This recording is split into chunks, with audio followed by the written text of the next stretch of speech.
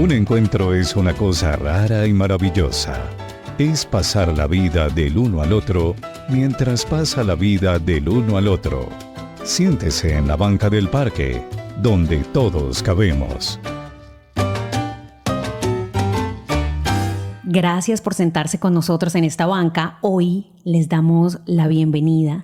Gracias por tomarse este tiempo y escuchar un podcast con historias de vida. Este es el segundo podcast que nos invita a escuchar Yolanda Inés Archila Guío. Ella es odontóloga boyacense, egresada de la Universidad Nacional. Escucharemos sobre su hijo Hanner, sobre la mamá Victoria y sobre muchos otros personajes, seres humanos que se cruzan en este relato.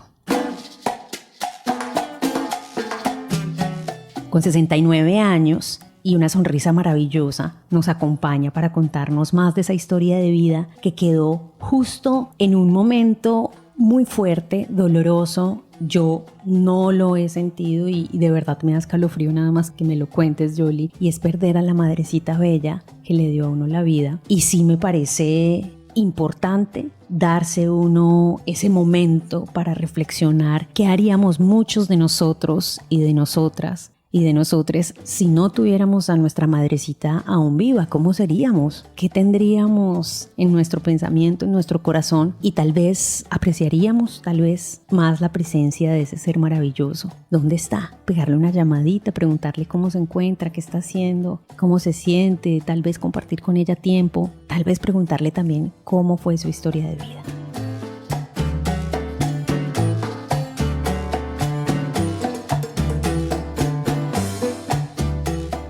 Volvemos entonces a esta historia que Yoli nos va contando y nos va contando ese momento en el que papá tiene que tomar una decisión sintiéndose responsable de lo que socialmente se daba en ese momento. Entonces yo tengo que casar bien a mis hijas o tienen que estar organizadas, no puedo hacerme responsable de todas y de todos porque, bueno, me gustaría saber cuántos años tenía el menor de tus hermanos y qué había sucedido también con él en ese momento, ¿no? Porque son muchos hermanos transitando junto con papá y otros familiares ese duelo. Y ¿cuánto tiempo pasa después de la muerte de la mamá para que papá empiece a tomar decisiones así? Como que yo tengo que, perdóname la expresión, como que yo tengo que entregar a una de mis hijas rápido, como que es la mayor que tengo. Entonces, ¿cuánto tiempo había pasado? Y gracias de nuevo por sentarte en esta banca. Gracias a todos por escucharme. Bueno, mi mamá muere el 20 de febrero y mi papá empieza en la Semana Santa, que era finales de marzo,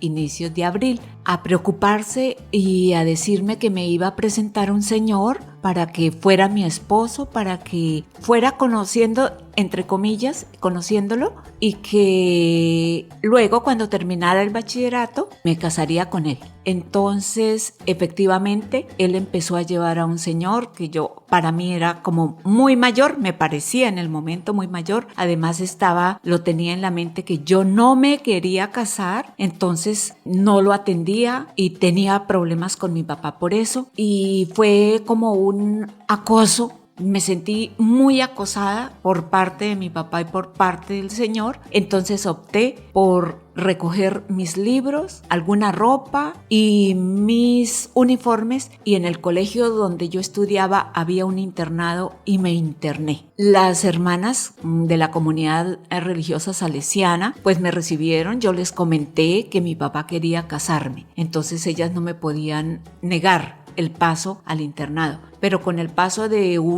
mi papá fue desde luego a buscarme y en una forma decente habló con las hermanas. Y con el paso de los días, semanas, él se fue como ya perdiendo el genio y ya llegó pues a ser un tanto agresivo porque él me necesitaba en la casa y quería a las malas llevarme.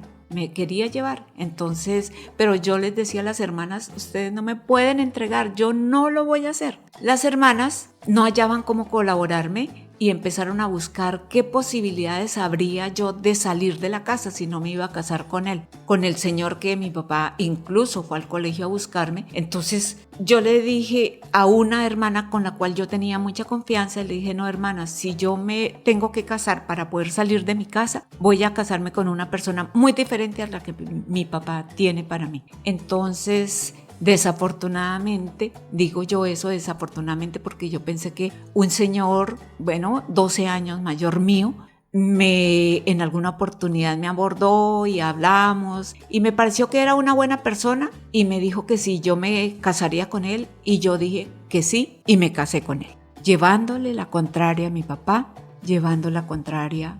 En ese momento uno diría que a todo el mundo, porque el señor trabajaba con la Caja Agraria, se veía una persona bien, yo lo vi bien. Y 18 años, ¿cuánto había pasado de la ida de tu mamá? Cuando yo me caso con él, 6 meses. Muy poco también. Sentías todavía, por supuesto, me imagino el duelo, la ida. Porque si yo esperaba más tiempo, mi papá me iba a hacer a casar con el señor, que les cuento que yo lo veía muy mayor para mí. Entonces yo dije, pues me caso con este que se ve un poco más joven. De pronto tengo yo la posibilidad de mediar más con este señor respecto a lo que yo quiero hacer de mi vida. Pensaba así. En cambio el otro señor era un arreglo de mi papá y yo tenía que hacer era lo que el señor y mi papá hubiesen acordado. Entonces yo decía, no, pues no voy a hacerlo así.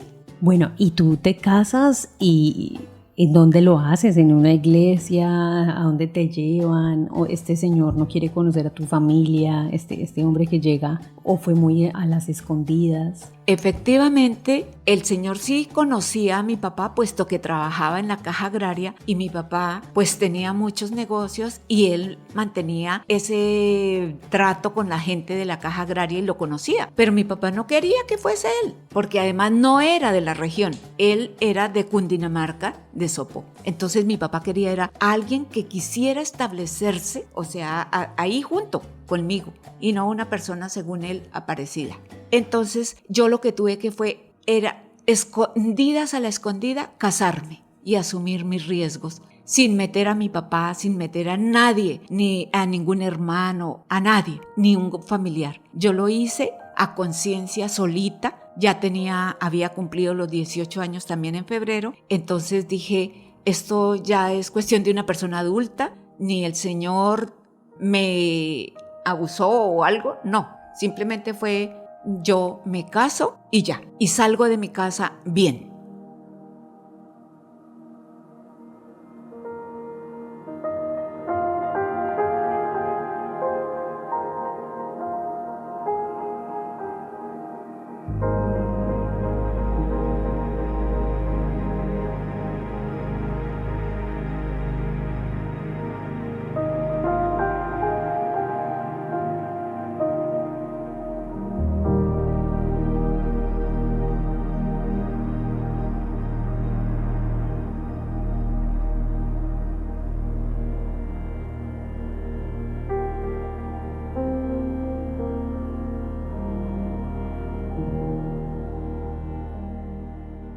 Salir de casa y cómo cambian los tiempos, ¿no? Ya uno busca otros espacios para poder salir de casa, ¿no? Como, ¿qué voy a hacer? Me voy a ir a trabajar a tal lado y voy a conocer, o bueno, es un privilegio también uno poder elegir. Y en este caso las elecciones eran súper limitadas, era casarse o casarse. Increíble. Pero lo que más me deja intrigada es, te casas, pero la educación en casa fue muy estricta, la comunicación respecto a lo sexual, respecto a esos encuentros maritales, porque tú me comentabas incluso fuera de micrófonos que hay una distancia muy grande entre la educación que se brindaba en casa y la educación, digámoslo así, física, biológica, que sucede cuando llega tu periodo, porque el periodo, los bebés, la forma de tener relaciones, etcétera, que ahorita está un poco más abierto, pero también está más expuesto a ser, digámoslo así, como dividido, confundido, mitificado. Cuéntame por favor ese momento. Sí, efectivamente, mi mamá era una persona muy religiosa y yo pienso que muy tímida.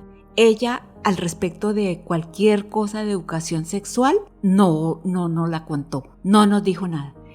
Mi mamá era una persona, yo lo llamo así, como una santa, que habla bajito, que nunca da tema para discusiones, para regaños, con el amor, con esa voz tan linda. Todo el mundo hacíamos caso. No teníamos necesidad de que ella fuese brava. El que era muy bravo era mi papá. Y nosotros reaccionábamos por el miedo ante él. El miedo. Pero no, las mujeres no, los hombres. Porque las mujeres no teníamos ningún motivo. Y entonces yo pienso que mi mamá asumía que como estábamos en un colegio educándonos, allá nos enseñarían. Por eso ella nunca nos dijo nada. Y además, en el colegio, como era de religiosas, en el colegio tampoco nos enseñaron nada, digamos, de educación sexual, de nada. Lo único que yo pude estudiar fue, por ejemplo, cuando estudia uno en cuarto de bachillerato, la anatomía. Y uno mira y mira la reproducción, pero solo se imagina cosas sin saber si eso sea cierto, nada. Sí, digamos que esa imaginación de los cuerpos, lo que sucede, queda en otro plano. Y más si no se socializaba tal vez con otras personas distintas a casa, ¿no? Porque también me contabas eso, que era como solo de la casa al colegio y de colegio a la casa. Entonces también todavía más reservado digamos que esas insinuaciones o esos pensamientos. ¿Qué sucede cuando te casas? ¿Te vas del pueblo? ¿Sigues en el pueblo? ¿Qué haces? Bueno, una de las condiciones que yo le puse al señor esposo fue que tenía que pedir un traslado, como era lógico en la caja agraria, lejos de mi casa, porque si no, no me iba a casar. Entonces él empezó, eso fue a mediados de junio y fue hasta septiembre cuando se le dio el traslado y lo trasladaron a Anolaima, un pueblo de Cundinamarca. Para mí eso era lejísimos. Eso era como haber ido, no sé, al otro continente en ese momento. Y allá, como yo no sabía, digamos, cocinar, porque no, en mi casa no nos enseñaron, porque no había la necesidad ni nada, pues era como una niña consentida. Entonces el esposo lo que hizo fue llevarme a un apartamentico pequeño, pero se compraba la comida afuera en un restaurante, mientras a ver si yo aprendía. Él sabía quién era mi familia. Él me había conocido allá en el pueblo, entonces no era ajeno a que era más que una niña, pues sí, consentida, estudiosa, nada más. Bueno, digamos que esa relación con este hombre era más bien fría, tímida, había algún enamoramiento, por el contrario, pues un poco más reservado, distante, por parte tuya y por parte de él. Fue algo que yo jamás me llegué a imaginar, puesto que no sabía nada, más que ver en mi casa, mi papá, mi mamá, nada de momentos íntimos, de nada. Los niños, yo los creía, llegaban en un maletín, como la enfermera que cuando mi mamá iba a tener el bebé nos decía, llamen por favor a la señora Rosario, y la señora Rosario nos decía, ¿qué maletín escoges? ¿Este de la izquierda o el de la derecha? Y uno lo escogía y ella se iba con nosotros a la casa, tenía allá en su cuarto, muy íntimo, tenía el bebé y luego salía la señora y nos decía, mire lo que les traje en el maletín. Adivinen qué es, niño o niña. Eso sí ustedes lo escogieron. Entonces nosotros queríamos como más niñas, porque somos 9 hombres y 5 mujeres. Entonces ella se reía, la culpa es de ustedes que lo escogieron, pero nada más sabíamos de sexo, absolutamente de nada. Esto pues para mí también es muy importante decirlo, y es que en casa tampoco conversaron, y la importancia en sugerencia de poder tener estas conversaciones también nos humaniza, no solamente para estos temas de sexualidad, sino ver que la otra persona es mucho más cercana. Pero hablando de humanidad y de cercanía, ¿cómo era el comportamiento de este hombre ya contigo? O sea, no solamente en esa parte emocional o sentimental, sino también cuál era el trato que había contigo.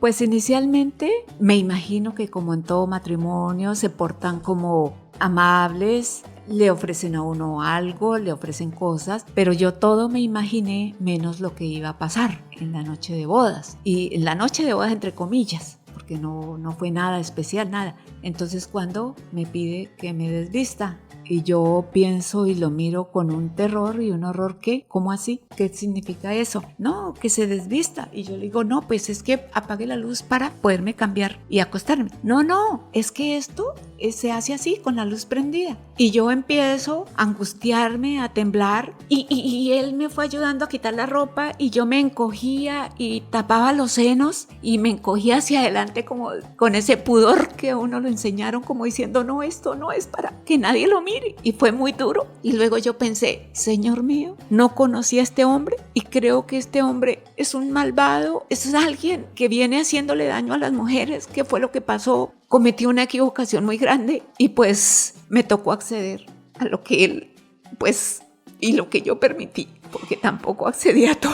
Entonces fue difícil y pasé la noche en blanco.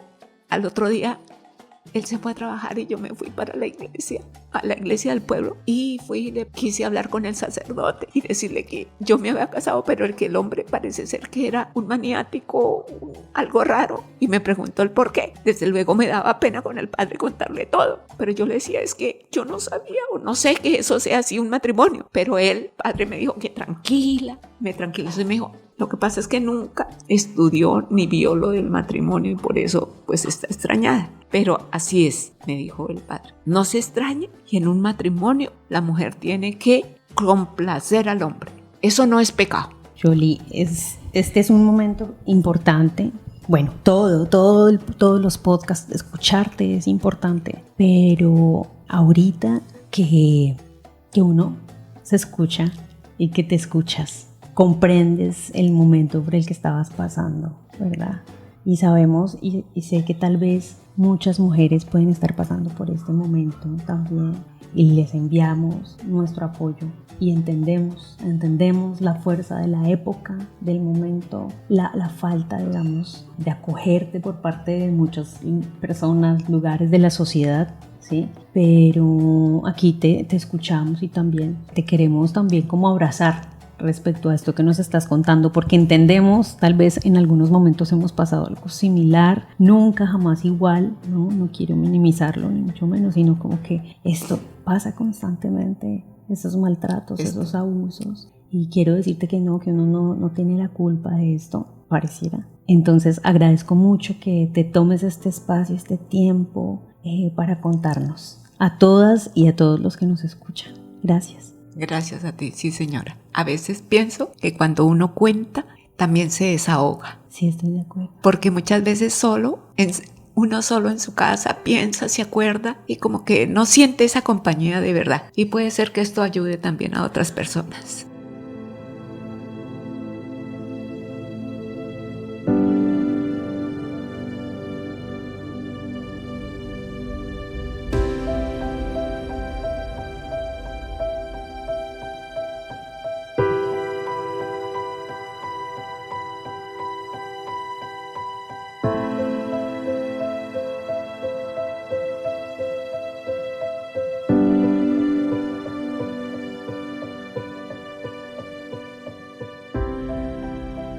Gracias, Jolie, de nuevo por sentarte en esta banca, contarnos, reflexionar, escucharnos, mirarnos a los ojos y poder comprender cómo otras personas creemos están en buena situación, en el privilegio, tienen todo lo que necesitan, pero no sabemos de esas necesidades internas y de las situaciones por las cuales pasó. Por eso es tan importante este espacio para Banca del Parque Radio y para ustedes también, y nos lo hacen saber, que Historia de Vida es un momento en el que nos sentamos a escuchar lo que ha pasado del otro y nos humaniza de unas maneras increíbles. Entonces, de nuevo, gracias y gracias a ustedes que se conectan con nosotros para acompañar a Jolie en este camino que nos cuenta. Ahora llega ese momento de confrontarse el siguiente día de lo que sucede. ¿Cómo lo asumes? Bueno, me cuentas, te vas para la iglesia, le cuentas al padre, el padre te dice, eso es normal, no le contaron a usted que una mujer se tenga que dedicar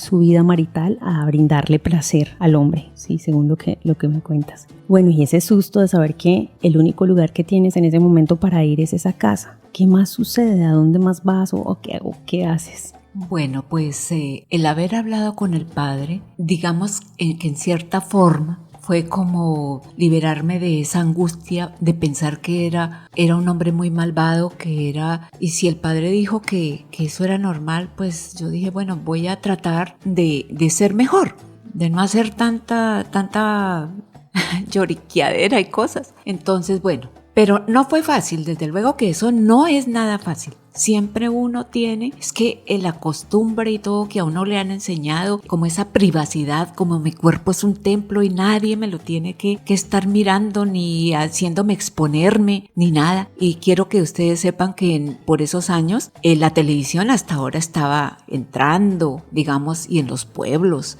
y se veían películas. No es el tiempo de ahora, es totalmente diferente. Entonces, con decirles que ni siquiera nosotros teníamos un televisor, porque no era lo común y corriente. Por eso no había mucho de donde uno ver cómo era en una película, ni los besos, ni cosas de esas. Digamos, y yo siempre, de pronto lo repito mucho, había mucha ignorancia en muchos aspectos. Pasa unos días, una semana. Después del matrimonio, hubo la oportunidad de pedirle al esposo que por favor me diera para unas medias veladas, puesto que yo estaba acostumbrada a vestir de faldita corta y utilizar media velada y zapatos. Entonces él me dice de una forma muy grosera y altanera que si cree que yo sigo en mi casa de ricos, que si cree que solamente tengo que hablar y pedir, que eso no va a ser así. Él vive de otra manera y yo me tengo que adaptar a los medios que él tiene. Así que lo olvide de ser una niña consentida y caprichosa. Y pues a mí me dio eso muy duro, puesto que no conocía otra forma. Y entonces yo le dije, claro, con un pobretón, pues ¿qué puedo esperar? Al decirle así, él coge y empieza a pegarme de la forma más salvaje. Y entre otras, yo no me di cuenta a qué horas cogió un palo grueso y me mandó el primer garrote, llamábamos en ese tiempo, a la cabeza. Desde luego me la abrió. Luego yo cogí y puse mi mano para defenderme al segundo y con los dedos, el dedo del centro me lo fracturó, me abrió la piel y todo. Pero eso en esos momentos uno no se da cuenta porque yo estaba aterrada. Eso era lo peor que me habría pasado en el mundo. Y entonces él empieza y me tira al piso, me da patadas, me acaba de rematar. Y pues yo muy asustada. En cuanto pude salí corriendo y me salí de la casa y me quedé. Y yo quería era como devolverme, irme para mi casa, pero además que ni siquiera conocía bien, porque de Anolaima tocaba ir a Bogotá, de Bogotá coger el bus, bueno, pero ni plata ni nada. Entonces yo dije, no, pues mañana temprano, cuando se vaya a trabajar, yo regreso a la casa, saco mis cosas y miro qué puedo hacer. Y efectivamente me quedé por la calle. Anolaima es un pueblo templado, no hace frío. En el alero de una casa yo me senté. La gente pasaba, me miraba, pero nadie me dijo absolutamente nada. Ya hacia la madrugada, entonces yo empecé a pensar, ¿y yo me voy? ¿Cómo voy a llegar a donde mi papá después de todo lo que yo había hecho en contra de él? Digamos, llevarle la contraria de no casarme con la persona. No, yo no puedo hacer eso. ¿Y a dónde voy? Lo único que tenía era una hermana en Buenaventura y dije, sería irme, pero yo mañana no puedo hacerlo. Tengo que tratar de contactarme con ella a ver qué posibilidades tengo de irme. O también pensé, mi estudio, yo siempre tenía el estudio pendiente y yo no había terminado el 11 o sexto de bachillerato. Entonces dije, tengo que terminarlo como sea y luego buscar qué posibilidades tengo de estudiar, porque eso sí, no me lo iba a quitar nadie. Algo que me contabas que fue fundamental también es ahora, después de que se tuvo sexo de esta manera tan abrupta y tan brusca, bueno, sorpresiva también por esta forma de conducir en ese momento la educación, no solo de las mujeres, sino pues de muchas personas, de las personas. ¿Será que estoy embarazada? Y si estoy embarazada, ¿qué hago? ¿Quiero tener hijos o no? Cuéntame un poquito más sobre ello. Entonces, justamente esa noche pensé yo, ahí caigo en cuenta que es posible que estuviera embarazada, puesto que no sabía muchas cosas, no las sabía, pero yo dije, no sé si esto así se embaraza a las personas, entonces puede ser que esté embarazada. Y efectivamente al otro día fui, me cambié la ropa y fui al centro de salud para que por favor me curaran la mano y la cabeza. Y me preguntaron allá la enfermera que qué me había pasado. Y yo le dije, señorita, fue que me caí. Y ellos, pues claro, saben las cosas que pasan en una familia y me preguntó si yo tenía, así me lo dijo, ¿tiene marido? Y yo Le dije, sí. Y dijo, ¿no sería que su marido le pegó? Y yo, pues muy apenada, pues le dije que sí. Entonces ella me curó y luego yo ya le pregunté a ella y le dije, señorita, yo quisiera saber si existe alguna posibilidad de uno evitar los hijos. Y ella dijo, pues se está haciendo las pruebas y se están colocando unos aparatos intrauterinos. Si usted quiere, podríamos intentarlo. Y le dije yo, ¿y cómo es eso? Y dijo, no, es un aparatico que se coloca, pero tiene que venir cuando ya tenga el periodo menstrual para saber que no esté embarazada. Así que en este periodo, hasta que le llegue, no va a tener relaciones.